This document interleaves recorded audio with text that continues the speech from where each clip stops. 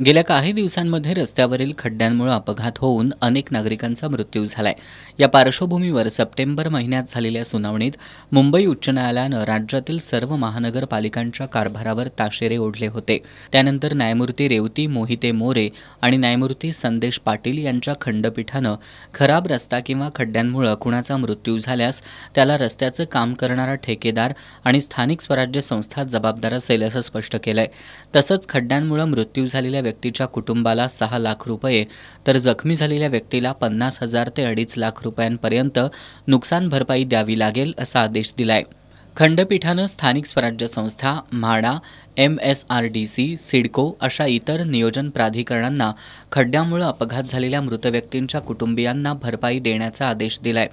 नुकसान भरपाई देणाऱ्या प्राधिकरणानं ती रक्कम जबाबदार असलेल्या ठेकेदार आणि अधिकाऱ्यांकडून वसूल करावी असाही आदेश दिलाय।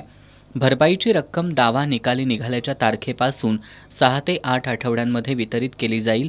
यात प्राधिकरण अपयशी ठरल्यास महापालिका आयुक्त, मुख्य कार्यकारी अधिकारी किंवा प्रधान सचिवांना वैयक्तिकरित्या जबाबदार धरले जाईल असे सक्त निर्देश उच्च न्यायालयानं दिलेत। त्यामुळे आता प्रशासन या निर्णयाची अंमलबजावणी कशा प्रकारे करणार याकडे सर्वांच्या नजरा लागल्यात।